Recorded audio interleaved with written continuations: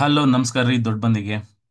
So K A ಕಡೆಯಿಂದ ಮತ್ತೊಂದು latest update ಬಂದಿದೆ. ಸೊ ನೀವೆಲ್ಲ ಕೀ ಆನ್ಸರ್ಸ್ಗೋಸ್ಕರ ವೆಯ್ಟ್ ಮಾಡ್ತಿದ್ದೀರಾ. ಸೊ ಕೀ ಆನ್ಸರ್ ಅಪ್ಡೇಟ್ ಮಾಡಿದ್ದಾರೆ ಮತ್ತು ಇವತ್ತು ಎರಡು ಇಂಪಾರ್ಟೆಂಟ್ ಅಪ್ಡೇಟು ಕೆ ಎ ಕಡೆಯಿಂದ ಬಂದಿದೆ. ಒಂದು ಬಂದುಬಿಟ್ಟು ನೀವೆಲ್ಲ ಕೇಳ್ತಾ ಇದ್ರಿ ನನಗೆ, ಸರ್ ಬೆಂಗಳೂರ್ದು ಮಾತ್ರ O M R sheet view open ಆಗ್ತಿದೆ, ಬೇರೆದೆಲ್ಲ ಓಪನ್ ಆಗ್ತಿಲ್ವಾ ಅಂತ. ಸೊ ಅದು ಮಾತ್ರ ಮತ್ತೆ ಬಿಟ್ಟಿದ್ದಾರೆ. ಸೊ ನೋಡಿ, ಈ ಡಿ ಸಿ ಟಿ 2025 ಕೇಂದ್ರವಾರು ಒ ಎಮ್ ಆರ್ ಶೀಟ್ ವೀಕ್ಷೋ ಲಿಂಕ್ ಅಂತ ಇದೆಯಲ್ಲ, ಸೊ ಇದನ್ನು ಕ್ಲಿಕ್ ಮಾಡಿದಾಗ ಸೊ ನಿಮಗೆ ಒಂದು ಡಿ ಸಿ ಟಿ 2025 ಸೆಲೆಕ್ಟ್ ಮಾಡಿಬಿಡಿ. ಇಲ್ಲಿ ಡಿಸ್ಟಿಕ್ ಸೆಲೆಕ್ಟ್ ಮಾಡಿಬಿಟ್ಟು ನೋಡಿ, ಡಿಸ್ಟಿಕ್ ಎಲ್ಲ ಬಿಟ್ಟಿದ್ದಾರೆ, ಎಲ್ಲ ಡಿಸ್ಟಿಕ್ದು ಬಿಟ್ಟಿದ್ದಾರೆ.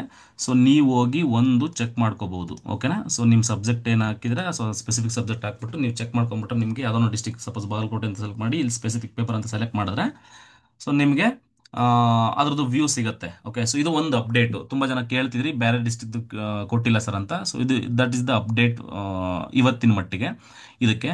ಅದು ಬಿಟ್ಟು ಇನ್ನೊಂದು ಪ್ರಮುಖವಾದ ಅಪ್ಡೇಟ್ ಏನಪ್ಪಾ ಅಂದರೆ key answers. Very very important key answer.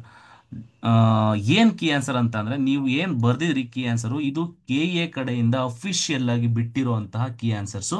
ಇದ್ರದ್ದು ಪಿ ಡಿ ಎಫ್ ನಾನು ಟೆಲಿಗ್ರಾಮ್ ಚಾನಲ್ ಹಾಕಿರ್ತೀನಿ, ಅದನ್ನು ನೋಡ್ಕೊಳ್ಳಿ ಒಂದ್ಸರಿ. ಇಲ್ಲಾಂದ್ರೆ ನೀವೇ ಕೆ ಇ ವೆಬ್ಸೈಟ್ಗೆ ಹೋಗ್ಬಿಟ್ಟು ಡೌನ್ಲೋಡ್ ಮಾಡ್ಕೊಳ್ಳಿ. ನಿಮ್ದು ಏನು ವರ್ಷನ್ ಕೋಡ್ ಇದೆ, so A1 B1 C1 D1 ಅಂತ ಏನಿದೆ, ಸೊ ಇದು ಯಾವುದಿದೆ ನೋಡಿಕೊಂಡು ಅದನ್ನು ಚೆಕ್ ಮಾಡ್ಕೊಳ್ಳಿ. ಸೊ ನಿಮ್ಮ ಮಾರ್ಕ್ಸ್ ಎಷ್ಟು ಬಂದಿದೆ ಅಂತ ನೀವು ಕಮೆಂಟ್ ಮಾಡಿ, ಈ ವಿಡಿಯೋದ ಕೆಳಗಡೆ ಕಮೆಂಟ್ ಮಾಡಿ. So this is one update. ಓಕೆನಾ? ಸೊ ರ್ಯಾಂಕ್ ಪ್ರಿಡಿಕ್ಷನ್ನು ಅದು ಇದು ಎಲ್ಲ ನೀವು ನೋಡ್ಕೊಳ್ಳಿ ಆಮೇಲೆ. ಓಕೆನಾ? ಸೊ ರಿಸಲ್ಟ್ ಇನ್ನೇನು ಬೇಗನೆ ಬರುತ್ತೆ. ಸೊ ವಿತಿನ್ 1 ವೀಕ್ ಅಷ್ಟರಲ್ಲಿ ಬರುತ್ತೆ ಅಂತ ನನ್ನ ಭಾವನೆ. ಸೊ ಆ್ಯಂಡ್ ದೆನ್ ನಿಮಗೆ ಯಾರಿಗೆಲ್ಲ ಈ ಕೀ ಆನ್ಸರ್ಸ್ ಬಗ್ಗೆ ಅನುಮಾನ ಇದೆ, ಆಕ್ಷೇಪಣೆ ಸಲ್ಲಿಸಬೇಕು, ಅದು ಹೆಂಗೆ ಸಲ್ಲಿಸಬೇಕು ಅಂತ ನಾನು ಈ ಒಂದು ವಿಡಿಯೋದಲ್ಲಿ ಹೇಳ್ತೀನಿ. ಕರೆಕ್ಟಾಗಿ ನೋಡಿ. ನಿಮ್ಗೆ ಏನಾದರೂ ಡೌಟ್ ಇದ್ದರೆ ಸೊ ಅವ್ರು ಕೊಟ್ಟರ ಪ್ರಕಾರ ಯಾವುದು ಗ್ರೇಸ್ ಮಾರ್ಕ್ಸು ಇಲ್ಲ, ಯಾವುದು ಏನೂ ಇಲ್ಲ, ಕರೆಕ್ಟಾಗಿ ಎಲ್ಲನೂ ಇದೆ ಅಂತ ಅವ್ರು ಹೇಳ್ತಿದ್ದಾರೆ. ಸೊ ನೀವೇನಾದ್ರೂ ಇದ್ರ ಜೊತೆಗೆ ನಿಮಗೆ ಇಲ್ಲೊಂದು ಅಪ್ಡೇಟ್ ಬಂದಿದೆ ನೋಡಿ, ಡಿ ಸಿ ಟಿ 2025 ಪ್ರಕಟಣೆ ಅಂತ. ಇಲ್ಲಿ ಈ ಪಿ ಡಿ ಎಫ್ನ ಕರೆಕ್ಟಾಗಿ ಓದ್ಬೇಕು ನೀವು. ಸೊ ಇಲ್ಲಿ ಏನೇನು ಹೇಳ್ತಿದೆ ಅಂತ ನಾನು ಡೀಟೇಲಾಗಿ ಎಕ್ಸ್ಪ್ಲೇನ್ ಮಾಡ್ತಾ ಹೋಗ್ತೀನಿ. ನೋಡಿ ಏನು ಹೇಳ್ತಿದ್ದಾರೆ ಅಂತಂದರೆ, ಇವರು 31 ಮತ್ತು ಸೆಕೆಂಡು. ಓಕೆನಾ? ಸೊ ಯಾವ್ಯಾವೆಲ್ಲ ಅವರು ಎಕ್ಸಾಮ್ಸ್ ನಡೆಸಿದ್ದಾರೆ ಅದ್ರ ಎಲ್ಲರದ್ದು ಕೀ ಆನ್ಸರ್ಸ್ನ ಅವರು ಕೆ ವೆಬ್ಸೈಟಲ್ಲಿ ಮಾಡಿದ್ದಾರೆ. ಸೊ ಅದ್ರ ಬಗ್ಗೆನೇ ಅವರು ಹೇಳ್ತಿದ್ದಾರೆ. ಸೊ ಇದರಲ್ಲಿ ಏನಾಗುತ್ತೆ ಅಂತ ಅಂದರೆ, ನಿಮಗೆ ನಾನು ಜಸ್ಟ್ ಇಂಪಾರ್ಟೆಂಟ್ ಪಾಯಿಂಟ್ಗಳನ್ನ ಮಾತ್ರ ಹೇಳ್ತೀನಿ. ಇದರಲ್ಲಿ ನಿಮಗೆ ಅಪ್ಲೈ ಆಗೋದು D C E T 2025 exam. ಓಕೆನಾ? ಸೊ ಈ ಎಕ್ಸಾಮ್ದು ಆಕ್ಷೇಪಣೆ ಸಲ್ಲಿಸೋದಕ್ಕೆ ಏನು ಮಾಡಬೇಕು ಅಂತ ಇಲ್ಲಿ ಕರೆಕ್ಟಾಗಿ ಕೊಟ್ಟಿದ್ದಾರೆ. ನೋಡಿ, ಯೋಚನೆ ಮಾಡಿ.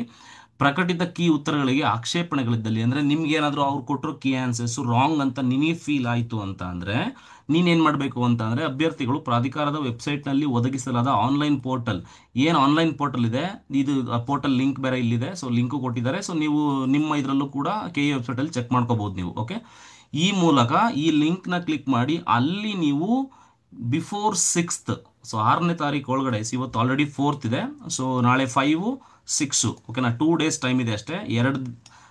6ನೇ ತಾರೀಕು 5 ಗಂಟೆ ಒಳಗಡೆ ನೀವು ಅಬ್ಜೆಕ್ಷನ್ನ ನೀವು ಹಾಕ್ಬೇಕಾಗತ್ತಲ್ಲಿ.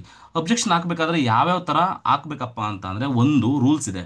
ಆಕ್ಷೇಪಣೆಗಳನ್ನು ಸಲ್ಲಿಸುವ ಸಂದರ್ಭದಲ್ಲಿ ಪತ್ರಿಕೆ ವಿವರ, ನಿಮ್ದು ಏನು ಕ್ವಶನ್ ಪೇಪರ್ ಇತ್ತು, ಆ ಕ್ವಶನ್ ಪೇಪರ್ ವರ್ಷನ್ ಕೋಡು, ಡೇಟು, ವರ್ಷನ್, ಅದೇ ಹೇಳಿದ್ನಲ್ಲ ವರ್ಷನ್ ಕೋಡು, ಅದು ಕಂಪ್ಲೀಟ್ ಡೀಟೇಲ್ಸು, ಯಾವ ಪ್ರಶ್ನೆ, ಯಾವ ವರ್ಷನ್ ಕೋಡಲ್ಲಿ ಯಾವ ಪ್ರಶ್ನೆ, ಮತ್ತು ಪೂರಕ ದಾಖಲೆಗಳು. ಓಕೆನಾ? ಸೊ ಅದನ್ನೆಲ್ಲ ನಾವು ಒಂದು ಪಿ ಡಿ ಎಫ್, ಅಂದರೆ ನಿಮ್ಗೆ ಸಪೋಸ್ ಅವ್ರೇನೋ ಒಂದು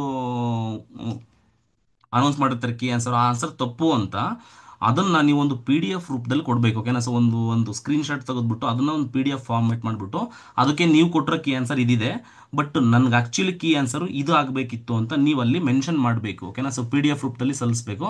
ಪ್ರಶ್ನೆ ಸಂಖ್ಯೆ ಅಥವಾ ವರ್ಷನ್ ಕೋಡು ಕೊಟ್ಟಿಲ್ಲ ಅಂತ ಅಂದರೆ ಅಂಥವನ್ನ ಅವರು ಅಬ್ಜೆಕ್ಷನ್ಗೆ ತಗೊಳ್ಳೋದೇ ಇಲ್ಲ, ಒಂದು ನೆನಪಿರಲಿ. ಓಕೆನಾ?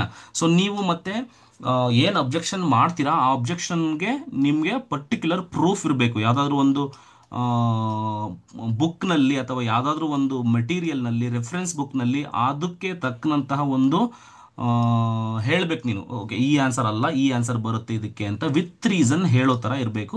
ಆ ಥರ ನೀವು ಒಂದು ಮಾಡಿ ಆ ಪಿ ಡಿ ಎಫ್ನ ಅಲ್ಲಿ ಅಪ್ಲೋಡ್ ಮಾಡಬೇಕಾಗತ್ತೆ.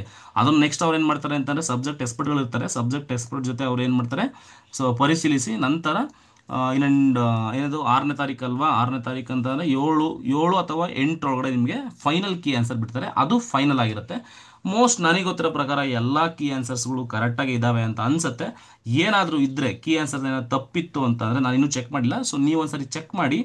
ಕೀ ಆನ್ಸರ್ ಏನು ತಪ್ಪಿತ್ತು ಅಂತಂದರೆ ಈ ಕಮೆಂಟ್ ಬಾಕ್ಸಲ್ಲಿ ತಿಳಿಸಿ, ನಾನೇ ಬೇಕಾದ್ರೆ ಅಪ್ಲೋಡ್ ಮಾಡ್ತೀನಿ ಯಾವುದಾದ್ರು ಒಂದು ಲಾಗಿನ್ ಐ ಡಿನಲ್ಲಿ, ನಾನೇ ಕೂಡ ಕೆ ಎಗೆ ಅಪ್ಡೇಟ್ ಮಾಡ್ತೀನಿ. ಏನಾದರೂ ಕೀ ಆನ್ಸರ್ ಏನಾದ್ರು ತಪ್ಪಿತ್ತು ಅಂತಂದರೆ ನನ್ನ ಕಮೆಂಟ್ ಬಾಕ್ಸಲ್ಲಿ ಕಮೆಂಟ್ ಮಾಡಿ, ಸರ್ ಈ ಆನ್ಸರ್ ತಪ್ಪಿದೆ, ಇದಾಗಬೇಕಿತ್ತು ಅಂತ.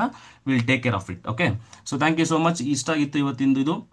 ಮತ್ತು ಯಾರ್ಯಾರು ಡಾಕ್ಯುಮೆಂಟ್ ವೆರಿಫಿಕೇಷನ್ಗೆ ಆಲ್ರೆಡಿ ರೆಡಿ ಆಗ್ತಿದ್ದೀರಾ, ದಯವಿಟ್ಟು ಇವಾಗಿಂದನೇ ಡಾಕ್ಯುಮೆಂಟ್ಸ್ ರೆಡಿ ಮಾಡ್ಕೊಳ್ಳಿ. ಕೊನೆ ಮೂಮೆಂಟ್ನಲ್ಲಿ ಹರಿ ಮಾಡ್ಕೊಳಕ್ಕೆ ಹೋಗಬೇಡಿ, ಆಮೇಲೆ ನಿಮಗೆ ಸಮಸ್ಯೆ ಆಗುತ್ತೆ, ಆಮೇಲೆ ತುಂಬ ಪ್ರಾಬ್ಲಮ್ ಅನುಭವಿಸ್ತೀರಾ. ಓಕೆನಾ? ಸೊ ಆಮೇಲೆ ಕಮೆಂಟ್ ಮಾಡ್ತೀರಾ, ಹಂಗಾಯ್ತು ಸರ್ ಹಿಂಗಾಯ್ತು ಸರ್ ಅಂತ. So that shouldn't happen. Okay, ನಮಸ್ಕಾರ, ಒಳ್ಳೆದಾಗಲಿ, ಬಾಯ್.